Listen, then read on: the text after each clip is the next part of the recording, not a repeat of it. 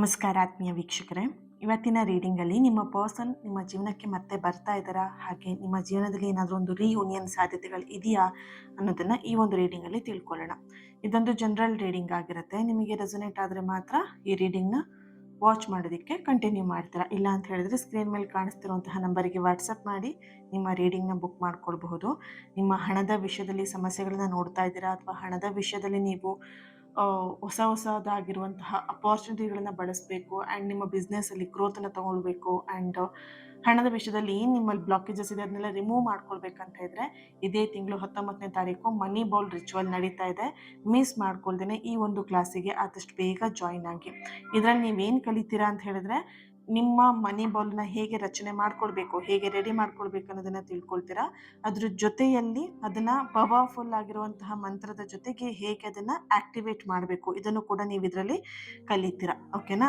ಅದ್ರ ಜೊತೆಯಲ್ಲಿ ನಿಮಗೆ ಇನ್ನೊಂದು ಬೆನಿಫಿಟ್ ಇರುವಂಥದ್ದು ಬೋನಸ್ ಆಗಿ ನಿಮಗೆ ಸಿಗ್ತಾ ಇದೆ. ನಿಮ್ಮಲ್ಲಿದ್ದಂತಹ ಮನಿ ಬ್ಲಾಕೇಜಸ್ ಏನಿದೆ ಅದನ್ನು ರಿಮೂವ್ ಮಾಡುವಂತಹ ಒಂದು ಹೀಲಿಂಗ್ ಸೆಷನ್, ಪವರ್ಫುಲ್ ಆಗಿರುವಂತಹ ಹೀಲಿಂಗ್ ಸೆಷನ್ ಕೂಡ ಇರುತ್ತೆ. ಮಿಸ್ ಮಾಡ್ಕೊಳ್ದೇನೆ ಆದಷ್ಟು ಬೇಗ ಜಾಯಿನ್ ಮಾಡ್ಕೊಳ್ಳಿ. ನಿಮ್ಮ ಸೀಟ್ನ ಇವತ್ತೇ ಬುಕ್ ಮಾಡ್ಕೊಳ್ಳಿ, ಯಾಕಂದರೆ ಇನ್ನು ನೆಕ್ಸ್ಟು 3-4 ಡೇಸಲ್ಲೆಲ್ಲ ಬುಕ್ಕಿಂಗ್ ಕ್ಲೋಸ್ ಆಗುತ್ತೆ. ಸೊ ಹಾಗಾಗಿ ಮಿಸ್ ಮಾಡ್ಕೊಳ್ಬೇಡಿ, ಈ ಒಂದು ಚಾನ್ಸನ್ನ ಯೂಸ್ ಮಾಡ್ಕೊಳ್ಳಿ. ಓಕೆ, ಎಸ್, ರೀಡಿಂಗ್ನ ಸ್ಟಾರ್ಟ್ ಮಾಡೋಣ. ಅದಕ್ಕೂ ಮುಂಚೆ ಇಲ್ಲಿ ನಿಮ್ಮ ಎದುರಿಗೆ 2 ಹೂಗಳಿದೆ ಅಲ್ವಾ. ನಿಮಗೆ ಯಾವ ಒಂದು ಹೂ ತುಂಬ ಅಟ್ರಾಕ್ಟ್ ಆಗುತ್ತೆ ಅಥವಾ ಯಾವ ಹೂವಲ್ಲಿ ನಿಮಗೆ ಸರಿಯಾಗಿರುವಂತಹ ಮೆಸೇಜ್ ಸಿಗತ್ತೆ ಅಂತ ನಿಮ್ಮ ಒಂದು ಇಂಟ್ಯೂಷನ್ ಅಥವಾ ನಿಮ್ಮ ಒಂದು ಎನರ್ಜಿ ಏನು ಹೇಳುತ್ತೆ ಅದನ್ನು ನೀವು ಚೂಸ್ ಮಾಡ್ಕೊಳ್ಳಿ. ಓಕೆನಾ. ಬೇಕಿದ್ರೆ ವಿಡಿಯೋನ ನಿಲ್ಲಿಸ್ಬಿಟ್ಟು ಸಮಾಧಾನದಲ್ಲಿ ಕೂತ್ಕೊಂಡು ಯೋಚನೆ ಮಾಡಿ ಬೇಕಿದ್ರೆ ಹೂಗಳನ್ನು ಆಯ್ಕೆ ಮಾಡ್ಕೊಳ್ಬಹುದು. ಎಸ್, ರೀಡಿಂಗ್ ಸ್ಟಾರ್ಟ್ ಮಾಡೋಣ. ರೀಡಿಂಗ್ ಸ್ಟಾರ್ಟ್ ಮಾಡೋದಕ್ಕೂ ಮುಂಚೆನೇ ಈ 2 ಫೈಲ್ಗಳಿಗೂ ಕೂಡ ಒಂದು ಕಮೆಂಟ್ ಲೈನ್ ಅಂತ ಇರುತ್ತೆ. ಕಮೆಂಟ್ ಮಾಡಿ ನಿಮ್ಮ ಎನರ್ಜಿನ ನೀವು ರಿಸೀವ್ ಮಾಡ್ಕೊಳ್ಬಹುದು. ಓಕೆನಾ. ಯಾರಿವಾಗ ಈ ಒಂದು ಗುಲಾಬಿ ಹೂನ, ಪಿಂಕ್ ಕಲರ್ ಹೂನ ಯಾರು ಆಯ್ಕೆ ಮಾಡ್ಕೊಂಡಿದ್ದೀರಾ, ನಿಮ್ಮ ಪರ್ಸನ್ ಎನರ್ಜಿಗೆ ಕನೆಕ್ಟ್ ಮಾಡಿದಾಗ ಇಲ್ಲಿ ಮೊದಲನೇದಾಗಿ ಬರ್ತಿರುವಂತಹ ಎನರ್ಜಿ ಏನು ಅಂತ ಹೇಳಿದ್ರೆ, ನಿಮ್ಮಿಂದ ನಿಮ್ಮ ಪರ್ಸನ್ ದೂರ ಇರಬಹುದು. ಇವಾಗ ನಮ್ಮ ಸದ್ಯದ ಪರಿಸ್ಥಿತಿಯಲ್ಲಿ ಇಬ್ಬರು ಕೂಡ ಮನಸ್ಸಿನ ಒಂದು ಆಳದಲ್ಲಿ ಎನರ್ಜಿ ನೋಡಿದಾಗ ಇಬ್ಬರು ಮನಸ್ಸಲ್ಲೂ ನೋವಿದೆ, ಇಬ್ಬರು ಮನಸ್ಸಲ್ಲೂ ಗೊಂದಲಗಳಿದೆ. ಈ ರೀತಿಯಾದಂಥ ಒಂದು ಎನರ್ಜಿ ಇಲ್ಲಿ ಬರ್ತಾ ಇದೆ. ಆದರೆ ನಿಮ್ಮ ಪರ್ಸನ್ ಎನರ್ಜಿಲಿ ಕನೆಕ್ಟ್ ಮಾಡಿದಾಗ ಅವರ ಆತ್ಮ ಆಗಿರ್ಬೋದು ಅಥವಾ ಅವರ ಆಲೋಚನೆ ಆಗಿರ್ಬೋದು ಇನ್ನೂ ಕೂಡ ಅವ್ರು ದೂರ ಇದ್ರೂ ನಿಮ್ಮ ಸುತ್ತನೇ ಸುತ್ತಾ ಇರುವಂತಹ ಒಂದು ಎನರ್ಜಿ ಇಲ್ಲಿ ಬರ್ತಿದೆ. ಪ್ರಸ್ತುತ ಅವರ ಎನರ್ಜಿ ಯಾವ ರೀತಿ ಇದೆ ಅಂತ ಹೇಳಿದ್ರೆ, ಕಂಪ್ಲೀಟ್ ಆಗಿ ನಿಮ್ಮ ಪರ್ಸನ್ ಒಂದು ಪಶ್ಚಾತ್ತಾಪದ ಒಂದು ಸುಳಿವಲ್ಲಿ ಸಿಗಾಕೊಂಡಿರುವಂತಹ ಎನರ್ಜಿ ಇದೆ. ಈ ಪಶ್ಚಾತ್ತಾಪ ಯಾವ ಕಾರಣಕ್ಕೆ ಅಂತ ಎನರ್ಜಿ ನೋಡಿದಾಗ, ನಿಮ್ಮ ಪರ್ಸನ್ ನಿಮ್ಮ ಪ್ರೀತಿನ ಮನೆಯಲ್ಲಿ ಒಪ್ಸೋದಕ್ಕೆ ಎಲ್ಲೊಂದು ಕಡೆ ಅವರು ಸೋಲ್ತಾ ಇದ್ದಾರೆ. ಈಗ ನಿಮ್ಮ ಪರ್ಸನ್ ಎನರ್ಜಿಲಿ ಯಾವ ರೀತಿ ಇದೆ ಅಂತ ಹೇಳಿದ್ರೆ, ನಿಮಗೆ ಎಲ್ಲೊಂದು ಕಡೆ ಮೋಸ ಮಾಡ್ತಾ ಇದ್ದೀನಿ ಅನ್ನುವಂತಹ ಒಂದು ಭಾವನೆ ಅವರಲ್ಲಿ ಎದ್ದು ಕಾಣಿಸ್ತಾ ಇದೆ. ಈಗ ಅವರು ಫ್ಯಾಮಿಲಿಗೋಸ್ಕರ ಎಲ್ಲೊಂದು ಕಡೆ ಮದುವೆಗೆ ಒಪ್ಕೊಂಡಿರಬಹುದು, ಅಥವಾ ನೆಕ್ಸ್ಟ್ ಮಂತ್ ಅವರ ಮದುವೆ ಇರಬಹುದು, ಅಥವಾ ಎಲ್ಲೊಂದು ಕಡೆ ಹುಡುಗಿನ ನೋಡ್ಕೊಂಬರೋದು, ಹುಡುಗನ ನೋಡ್ಕೊಂಬರೋಂಥ ಕೆಲಸಗಳನ್ನ ಇಲ್ಲಿ ಮಾಡ್ತಾ ಇದ್ದಾರೆ ನಿಮ್ಮ ಪರ್ಸನ್. ಇಲ್ಲಿ ಅವರು ಫ್ಯಾಮಿಲಿನ ಎದುರು ಹಾಕೊಳ್ಳೋದಕ್ಕೂ ಆಗ್ತಾ ಇಲ್ಲ, ಈ ಕಡೆ ನಿಮ್ಮನ್ನು ಉಳಿಸ್ಕೊಳ್ಳೋದಕ್ಕೂ ಆಗ್ತಾ ಇಲ್ಲ. ಹೆಚ್ಚಾಗಿ ಅವ್ರಿಗೆ ಅನ್ನಿಸ್ತಾ ಇರುವಂಥದ್ದು, ನನ್ನಿಂದ ನನ್ನ ಪರ್ಸನ್ ಮನಸ್ಸಿಗೆ ನೋವು ಆಗ್ತಾ ಇದೆ, ನನ್ನಿಂದ ನನ್ನ ಪರ್ಸನ್ ಜೀವನ ಹಾಳಾಗ್ತಾ ಇದೆ ಅಂತ ಹೇಳ್ಬಿಟ್ಟು ಅವರೆಲ್ಲೋ ಒಂದು ಕಡೆ ಕೊರಗ್ತಾ ಇರುವಂಥದ್ದು, ಪಶ್ಚಾತ್ತಾಪ ಪಡ್ತಿರುವಂತಹ ಒಂದು ಎನರ್ಜಿ ಇದೆ. ನಿಮ್ಮನ್ನು ಕಳ್ಕೊಂಡಿದ್ದ ಮೇಲೇ ಅವರಿಗೆ ಅರ್ಥ ಆಗಿರೋದು ನಿಮ್ಮ ವ್ಯಾಲ್ಯೂ ಏನು ಅಥವಾ ನಿಮ್ಮ ಪ್ರೀತಿ ಏನು ಅನ್ನೋದು. ಅದಕ್ಕೂ ಮುಂಚೆ ಅವ್ರಿಗೆ ವ್ಯಾಲ್ಯೂ ಗೊತ್ತಿರಲಿಲ್ಲ ಅಂತಲ್ಲ, ಬಟ್ ಅವರಿಗೆ ಕ್ಲಿಯರ್ ಆಗಿ ನೀವಂದರೆ ಏನು ಅನ್ನೋದು ಇವಾಗ ಅವರಿಗೆ ಅರ್ಥ ಆಗ್ತಿದೆ. ನಿಮ್ಮಿಂದ ಯಾವಾಗ ದೂರ ಸರಿತಿದ್ದಾರೆ, ಅಥವಾ ಎಷ್ಟೋ ಸಲ ನೀವು ಅವ್ರಿಗೆ ಹೇಳಿರ್ಬೋದು ಮನೆಯಲ್ಲಿ ಮುಂಚೆನೇ ಒಪ್ಸು, ಅಥವಾ ಮದುವೆ ಮಾಡ್ಕೊಳ್ಳೋಣ, ಅಥವಾ ಇಲ್ಲಿ ಸಮಥಿಂಗ್ ಫ್ಯೂಚರ್ ಪ್ಲಾನಿಂಗ್ ತುಂಬ ಮಾಡಿದ್ದೀರಾ ನೀವಿಬ್ಬರು ಕೂಡ ಮದುವೆ ವಿಷಯದಲ್ಲಿ. ಬಟ್ ಎಲ್ಲೋ ಒಂದು ಕಡೆ ನಿಮ್ಮ ಪರ್ಸನ್ ಭಯಪಟ್ಟು ಅದನ್ನು ಮುಂದೂಡ್ತಾ ಎಲ್ಲೋ ಒಂದು ಕಡೆ ಅವರಿಗೆ ಮನೆಯಲ್ಲಿ ಫೋರ್ಸ್ ಜಾಸ್ತಿ ಆಗಿದೆ ಅಂತ ಇಲ್ಲಿ ಕಾಣಿಸ್ತಿದೆ. ಮದುವೆ ಮಾಡ್ಕೋ, ತುಂಬ ವರ್ಷ ಆಗ್ತಾ ಬಂತು, ಇನ್ನು ಮುಂದೆ ನಿನಗೆ ವಯಸ್ಸಾಗ್ತಾ ಇದ್ದಂಗೆ ನಿನಗೆ ಯಾರು ಹೆಣ್ಣು ಕೊಡಲ್ಲ, ಗಂಡು ಕೊಡಲ್ಲ, ಅದಕ್ಕೆ ಈಗಲೇ ಮದುವೆ ಮಾಡ್ಕೊ ಅಂತ ಹೇಳಿ ಫೋರ್ಸ್ಫುಲಿಯಾಗಿ ನಿಮ್ಮ ಪರ್ಸನ್ಗೆ ಇಲ್ಲಿ ಮದುವೆ ಮಾಡ್ತಿರುವಂಥದ್ದು. ಸೊ ಇವಾಗ ಅವ್ರಿಗೆ ಗೊತ್ತಾಗ್ತಿದೆ, ನನ್ನ ಪರ್ಸನ್ ಮಾತನ್ನ ಕೇಳಬೇಕಿತ್ತು, ಅವಾಗಲೇ ಸ್ವಲ್ಪ ಧೈರ್ಯ ಮಾಡಿ ನನ್ನ ಮನೆಯಲ್ಲಿ ಮಾತಾಡಬೇಕಾಗಿತ್ತು ಅನ್ನುವಂಥ ಒಂದು ಎನರ್ಜಿ ಇದೆ. ಅವ್ರು ಮತ್ತೆ ನಿಮ್ಮ ಜೀವನಕ್ಕೆ ಬರ್ತಾರಾ ಅಂತ ಇಲ್ಲಿ ನೋಡಿದಾಗ ಅವರಿಗೆಲ್ಲ ಒಂದು ಕಡೆ ಬರೋದಕ್ಕೆ ಅವಕಾಶಗಳು ತುಂಬ ಕಡಿಮೆ ಇದೆ. ಯಾಕಂದರೆ ಅವ್ರ ಫ್ಯಾಮಿಲಿ ಕಟ್ಟುಪಾಡಲ್ಲಿ ಇದ್ದಾರೆ ಆ್ಯಂಡ್ ಅವ್ರ ಪರಿಸ್ಥಿತಿ, ಇವಾಗಿನ ಪರಿಸ್ಥಿತಿಯಲ್ಲಿ ಅವರಿಗೆ ಅದನ್ನು ಫೇಸ್ ಮಾಡೋದಕ್ಕೆ ಅವ್ರಿಗೆ ಆಗ್ತಾ ಇಲ್ಲ. ಕಂಪ್ಲೀಟಾಗಿ ಅವರು ಕುಗ್ಗ್ ಹೋಗಿದ್ದಾರೆ. ಅವ್ರ ಎನರ್ಜಿ ಕಂಪ್ಲೀಟ್ ಆಗಿ ಕುಗ್ಗ್ ಹೋಗಿರುವಂತಹ ಒಂದು ಎನರ್ಜಿ ಇದೆ. ಹಾಗಾಗಿ ಅವ್ರು ಮತ್ತೆ ನಿಮ್ಮ ಜೀವನಕ್ಕೆ ಬರೋದಿಕ್ಕೆ ಅವ್ರು ಮನಸ್ಸು ಮಾಡಿದ್ರು ಕೂಡ ಅವ್ರಿಗೆ ಅವಕಾಶಗಳು ಇಲ್ಲ ಇಲ್ಲಿ ಆಕ್ಚುಲ್ ಆಗಿ. ಓಕೆನಾ? ಅವ್ರಿಗೆ ಅವಕಾಶಗಳು ಇದ್ರೂ ಕೂಡ ಅದನ್ನ ಹೇಗೆ ಬಳಸ್ಕೊಳ್ಬೇಕು ಅನ್ನೋದು ಅವ್ರಿಗೆ ಗೊತ್ತಾಗ್ತಾ ಇಲ್ಲ. ಯಾಕಂದ್ರೆ ಅವ್ರ ಫ್ಯಾಮಿಲಿ ತುಂಬಾನೇ ಸ್ಟ್ರಿಕ್ಟ್ ಆಗಿದ್ದಾರೆ. ಅದರಲ್ಲೂ ಹೆಚ್ಚಾಗಿ ಅವರ ತಾಯಿ ತುಂಬಾನೇ ಸ್ಟ್ರಿಕ್ಟ್ ಆಗಿದ್ದಾರೆ. ಅವರ ತಾಯಿ ಹೇಳಿದಂತಹ ಮಾತು ಅವ್ರ ಮನೆಯಲ್ಲಿ ತುಂಬಾನೇ ನಡೆಯುತ್ತೆ. ಸೊ ಅವ್ರ ಮನೆಯಲ್ಲಿ ನಡೆಯುವಂಥ ಮಾತು ಕೂಡ ಅವ್ರ ಅಮ್ಮ ಏನು ಹೇಳ್ತಾರೆ, ಅವ್ರ ತಾಯಿ ಏನು ಹೇಳ್ತಾರೆ, ಅದೇ ಫೈನಲ್ ಡಿಸಿಷನ್ ಆಗಿರುತ್ತೆ. ಸೊ ಹಾಗಾಗಿ ಇಲ್ಲಿ ಇವರಿಗೆ ಇಷ್ಟ ಇಲ್ಲದಿದ್ರು ಫೋರ್ಸ್ಫುಲಿ ಮದುವೆ ಮಾಡ್ತಿದ್ದಾರೆ ಅನ್ನೋದಕ್ಕಿಂತ ಹೆಚ್ಚಾಗಿ ಅವರ ಫ್ಯಾಮಿಲಿ ಯಾವ ರೀತಿ ಅಂತ ಹೇಳಿದ್ರೆ ಈ ಒಂದು ವ್ಯಕ್ತಿನ ಮನಸ್ಸನ್ನ ಒಂದು ಏನು ಹೇಳ್ಬೋದು, ಎಮೋಷ್ನಲಿ ಅವರನ್ನ ಬ್ಲ್ಯಾಕ್ ಮೇಲ್ ಮಾಡ್ತಾ ಅಥವಾ ಎಮೋಷ್ನಲಿ ಅವರಿಗೆ ಕನೆಕ್ಟ್ ಮಾಡ್ತಾ ಕಟ್ ಹಾಕ್ತಾ ಅವರಿಗೆ ಮದುವೆ ಮಾಡ್ತಿರುವಂಥದ್ದು ಅಥವಾ ಬೇರೆ ಸಂಬಂಧಗಳನ್ನು ನೋಡ್ತಾ ಇರುವಂಥದ್ದು ಎನರ್ಜಿ ಇಲ್ಲಿ ಬರ್ತಿದೆ. ಇಲ್ಲಿ ಒಂದು ಏನಂತ ಹೇಳಿದ್ರೆ ಈ ಪರ್ಸನ್ನಿಗೆ ಮನೆಯಲ್ಲಿ ಫ್ರೀಡಮ್ ಕೂಡ ಇದೆ, ಹಾಗೇನೆ ಭಯ ಕೂಡ ಇದೆ. ಇಲ್ಲಿ ಇವರಿಗೆ ಇವ್ರ ಮಾತು ಹೆಚ್ಚಾಗಿ ಇವ್ರ ಫ್ಯಾಮಿಲಿಲಿ ಯಾವ ರೀತಿಯಾಗಿ ನಡೆಯುತ್ತೆ ಅಂತ ಹೇಳಿದ್ರೆ ಅವ್ರ ಫ್ಯಾಮಿಲಿಲಿ ಏನು ಹೇಳ್ತಾರಲ್ವಾ ಆ ಮಾತನ್ನ ಇವ್ರು ಕೇಳಬೇಕು. ಇವ್ರ ಮಾತನ್ನ ಕೇಳೋದಿಕ್ಕೆ ಹೇಗೆ ಮಾಡ್ತಾರೆ ಅಂದ್ರೆ ಅವರು ಬ್ಯಾಲೆನ್ಸ್ ಮಾಡ್ಬಿಡ್ತಾರೆ. ಈಗ ಚಿಕ್ಕ ಮಕ್ಕಳಿಗೆ ನೋಡಿದೆಲ್ಲ ಬೇಕು ಅಂತ ಅನ್ಸುತ್ತೆ ಅಲ್ವಾ, ಹೊರಗಡೆ ಹೋಗಿದ ತಕ್ಷಣ ನೋಡಿದೆಲ್ಲ ಬೇಕು ಬೇಕು ಅನ್ಸುತ್ತೆ. ಅದಕ್ಕೆ ಅವಾಗ ಏನ್ ಮಾಡ್ತಾರೆ ದೊಡ್ಡವರು, ಏನೋ ಒಂದು ಪುಸ್ಲಾಯಿಸ್ಬಿಟ್ಟು ಬೆಣ್ಣೆ ಹಚ್ಬಿಟ್ಟು ಕರ್ಕೊಂಬರ್ತಾರೆ ಅಲ್ವಾ, ನಿನಗೆ ನಾಳೆ ಕೊಡಿಸ್ತೀನಿ ಅಥವಾ ನಿನಗೆ ಬೇಕಾಗಿದೆ ಇನ್ನೊಂದ್ಸಲ ಕೊಡಿಸ್ತೀನಿ ಏನೋ ಒಂದು ಹೇಳ್ಬಿಟ್ಟು ಆ ಮಗುನ ಕರ್ಕೊಂಬರ್ತಾರೆ. ಹಾಗೇನೆ ಇಲ್ಲಿ ನಿಮ್ಮ ಪರ್ಸನ್ ಎನರ್ಜಿಲಿ ಆಗ್ತಾ ಇರುವಂಥದ್ದು. ಓಕೆನಾ? ಸೊ ಹೆಚ್ಚಾಗಿ ನಿಮ್ಮ ಪರ್ಸನ್ ಎನರ್ಜಿಯಲ್ಲಿ ನೋಡಿದಾಗ ಕನೆಕ್ಟ್ ಮಾಡಿದಾಗ ಅವ್ರ ಫ್ಯಾಮಿಲಿಗೆ ಈ ಮದುವೆ ಅಂದ್ರೆ ನೀವು ಇಷ್ಟಪಡ್ತಿರುವಂಥದ್ದು ಅಥವಾ ನೀವು ಮದುವೆ ಪ್ಲಾನಿಂಗ್ ಎಲ್ಲ ಮಾಡ್ಕೊಂಡಿದ್ರೆ ಈ ವ್ಯಕ್ತಿ ಜೊತೆಗೆ ಅನ್ನೋದು ಅವರ ಫ್ಯಾಮಿಲಿಲಿ ಗೊತ್ತಿದೆ. ಗೊತ್ತಾಗ್ಬಿಟ್ಟು ಎಲ್ಲೋ ಒಂದ್ ಕಡೆ ಅವರು ದಾರಿ ತಪ್ಪಿಸ್ತಾ ಇರುವಂಥದ್ದು. ಅಂದ್ರೆ ಆ ಒಂದು ಮದುವೆ ಅವರಿಗೆ ಇಷ್ಟ ಇಲ್ಲ. ಈ ಲವ್ ಮ್ಯಾರೇಜ್ ಆಗಿರ್ಬೋದು ಅಥವಾ ಇಂಟರ್ ಕ್ಯಾಸ್ಟ್ ಮದುವೆ ಆಗಿರಬಹುದು, ಇದೆಲ್ಲ ನಿಮ್ಮ ಫ್ಯಾಮಿಲಿ ಅಂದ್ರೆ ಅವ್ರ ಫ್ಯಾಮಿಲಿಗೆ ಇಷ್ಟ ಇಲ್ಲ. ಸೊ ಹಾಗಾಗಿ ಅವ್ರು ಏನ್ ಮಾಡ್ತಿದ್ದಾರೆ, ಆದಷ್ಟು ಅದನ್ನ ಅವಾಯ್ಡ್ ಮಾಡೋದಕ್ಕೆ ಅವ್ರು ಇಲ್ಲಿ ಪ್ರಯತ್ನವನ್ನ ಪಡ್ತಾ ಇದ್ದಾರೆ. ಇಲ್ಲಿ ನಿಮ್ಮ ಪರ್ಸನ್ ಎನರ್ಜಿ ಕನೆಕ್ಟ್ ಮಾಡಿದಾಗ ತುಂಬಾನೇ ಅವರು ಡಿಪ್ರೆಷನ್ಗೆ ಹೋಗ್ತಾ ಇರುವಂಥದ್ದು, ದಿನಕ್ಕೆ ಅವರು ತುಂಬಾ ಕುಗ್ಗ್ ಹೋಗ್ತಾ ಇರುವಂತಹ ಎನರ್ಜಿ ಇದೆ. ದೊಡ್ಡ ತಪ್ಪು ಮಾಡಿದ್ದೀನಿ ನನ್ನ ಲೈಫಲ್ಲಿ ಅನ್ನುವಂತಹ ಒಂದು ಅಪರಾಧ ಭಾವನೆಯನ್ನ ಅವ್ರಿಗೆ ಅವರೇ ಇಲ್ಲಿ ತಂದು ಹಾಕೊಳ್ತಾ ಇರುವಂತಹ ಒಂದು ಎನರ್ಜಿ ಇದೆ. ಇಲ್ಲಿ ಬದಲಾವಣೆ ಅಂತ ನೋಡಿದಾಗ ಇಲ್ಲಿ ಅವ್ರ ಲೈಫಲ್ಲಿ ಬದಲಾವಣೆ ಆಗ್ತದೆ, ಬಟ್ ನಿಮ್ಮಿಬ್ರು ರಿಲೇಶನ್ಶಿಪ್ ಅಲ್ಲಿ ಬದಲಾವಣೆ ಅಂತೂ ಖಂಡಿತ ಇಲ್ಲಿ ಕಾಣಿಸ್ತಾ ಇಲ್ಲ.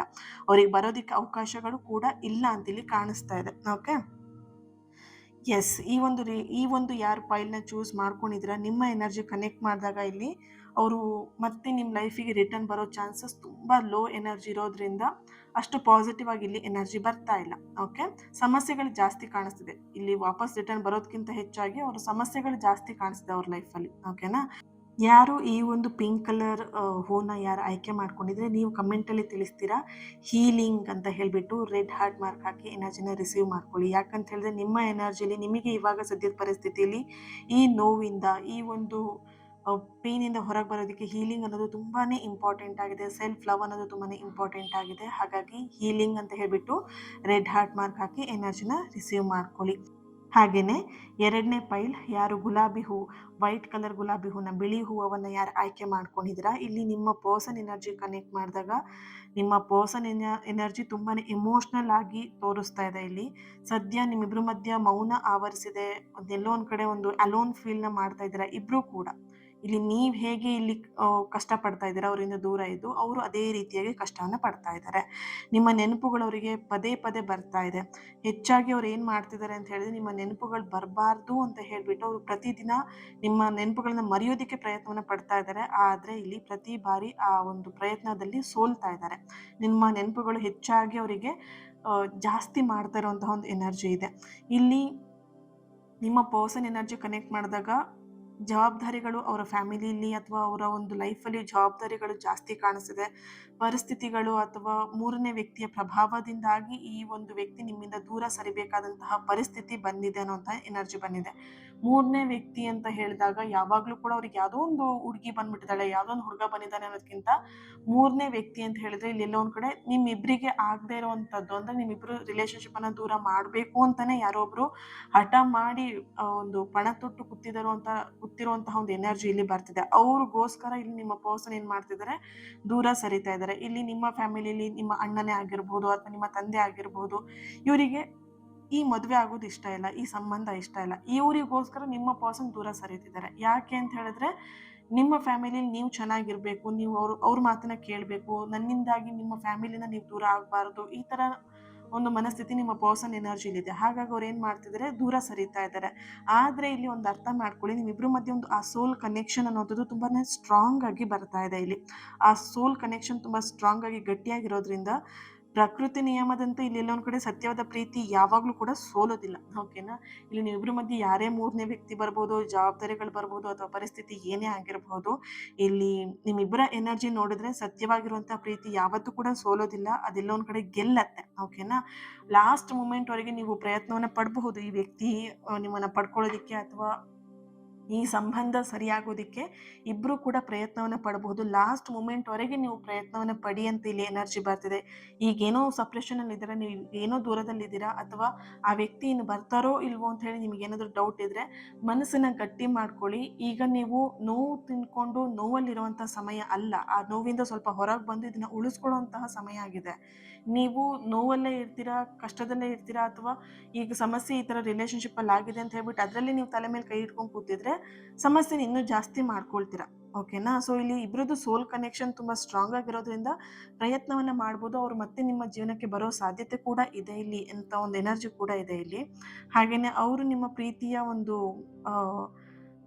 ಅನುಭವವನ್ನು ತುಂಬ ಚೆನ್ನಾಗಿ ಅವ್ರು ಇಲ್ಲಿ ಮಾಡಿದ್ದಾರೆ. ಅಂದರೆ ನಿಮ್ಮನ್ನು ಯಾವುದೇ ಕಾರಣಕ್ಕೂ ಬಿಟ್ಕೊಡೋದಕ್ಕೆ ಇಷ್ಟ ಇಲ್ಲ. ಅವ್ರ ಫ್ಯಾಮಿಲಿಲಿ ಹೇಳಿದ್ದಾರೆ ಕೂಡ, ನಾನೊಂದು ಇಷ್ಟಪಡ್ತಿರುವಂತಹ ಹುಡುಗ ಅಥವಾ ಹುಡುಗಿಯನ್ನೇ ನಾನು ಕೊನೆವರೆಗೂ ಅವ್ರ ಜೊತೆಗೆ ಇರಬೇಕು ಅಂತ ಇಲ್ಲಿ ನಾನು ಇಷ್ಟಪಟ್ಟಿದ್ದೀನಿ. ಅದನ್ನ ಹೊರತಾಗಿ ನೀವೇನಾದರೂ ಬೇರೆ ಮದುವೆನ ಮಾಡೋದಕ್ಕೆ ಹೋದರೆ ನಾನು ಖಂಡಿತವಾಗಿಯೂ ಮದುವೆ ಆಗೋದಿಲ್ಲ ಅಂಥೇಳಿ ಎಲ್ಲೊಂದು ಕಡೆ ನಿಮ್ಮ ಪರ್ಸನ್ ಅವ್ರ ಫ್ಯಾಮಿಲಿಲಿ ಹೇಳಿರುವಂತಹ ಒಂದು ಎನರ್ಜಿ ಇದೆ.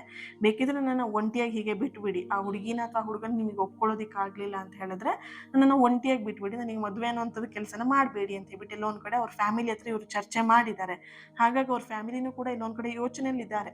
ಓಕೆನಾ. ಇದು ಏನು ಮಾಡಬಹುದು, ಇವಳು ಅಥವಾ ಇವನು ಈ ಥರ ಹೇಳ್ತಾ ಇದ್ದಾನೆ, ಏನು ಮಾಡಬೇಕು ಅಂತ ಇಲ್ಲಿ ಅವರು ಯೋಚನೆನ ಮಾಡ್ತಾ ಇದ್ದಾರೆ. ಆ್ಯಂಡ್ ನೀವು ಇಲ್ಲಿ ನಿಮ್ಮ ಫ್ಯಾಮಿಲಿಯನ್ನು ನೀವು ಒಪ್ಪಿಸ್ಬೋದು. ಇಲ್ಲಿ ಇಬ್ಬರದ್ದು ಫ್ಯಾಮಿಲಿ ಯಾವ ರೀತಿಯಾಗಿದೆ ಅಂತ ಹೇಳಿದ್ರೆ, ಇಷ್ಟ ಇದ್ರೂ ಕೂಡ ಎಲ್ಲೊಂದು ಕಡೆ ಫ್ಯಾಮಿಲಿಗಳಿಗೆ ಭಯ ಇದೆ, ಮುಂದೆ ಏನು ಮಾಡ್ಕೊಂಡ್ಬಿಡ್ತಾರೆ ಇವರಿಬ್ರು ಅನ್ನೋವಂಥದ್ದು. ಫ್ಯಾಮಿಲಿಗೆ ಭಯ ಇರೋದ್ರಿಂದ ಅವ್ರು ಎಲ್ಲೊಂದು ಕಡೆ ಒಪ್ಕೊಳ್ಳೋದಕ್ಕೆ ನಿರಾಕರಣೆ ಮಾಡ್ತಿರ್ಬೋದು ನಿಮ್ಮ ಪ್ರೀತಿಯನ್ನು. ಬಟ್ ಪ್ರಯತ್ನ ಮಾಡಿದ್ರೆ ಖಂಡಿತವಾಗಿಯೂ ಈ ಒಂದು ರಿಲೇಷನ್ಶಿಪ್ ಸಕ್ಸಸ್ ಆಗುತ್ತೆ ಅಂತ ಇಲ್ಲಿ ಕಾಣಿಸ್ತಾ ಇದೆ. ಆ್ಯಂಡ್ ಕೆಲವೊಂದಷ್ಟು ಗೊಂದಲಗಳು ಕೂಡ ಇದೆ, ಮನಸ್ಸಲ್ಲಿ ಗೊಂದಲಗಳು ಕೂಡ ಇದೆ. ಆ್ಯಂಡ್ ಇಬ್ಬರಲ್ಲೂ ಕ್ಯಾಸ್ಟ್ ಬೇರೆ ಇದೆ. ಇಬ್ಬರು ಒಂದೇ ಕ್ಯಾಸ್ಟ್ ಆದರೂ ಕೂಡ ಅದರಲ್ಲಿ ಸಬ್ ಅಂತ ಇರುತ್ತಲ್ವ ಕ್ಯಾಸ್ಟಲ್ಲಿ, ಅದೆಲ್ಲ ಒಂದು ಕಡೆ ಬೇರೆ ಆಗಿದೆ. ಸೊ ಹಾಗಾಗಿ ಎಲ್ಲ ಒಂದು ಕಡೆ ಸ್ವಲ್ಪ ಗೊಂದಲ ಇರಬಹುದು. ಬಟ್ ಇಲ್ಲಿ ಅದನ್ನು ಬಗೆಹರಿಸ್ಕೊಂಡು ಹೋದರೆ ಖಂಡಿತವಾಗಿಯೂ ಆ ವ್ಯಕ್ತಿ ನಿಮ್ಮನ್ನು ಕೈ ಹಿಡಿದೇ ಹಿಡಿತಾರೆ.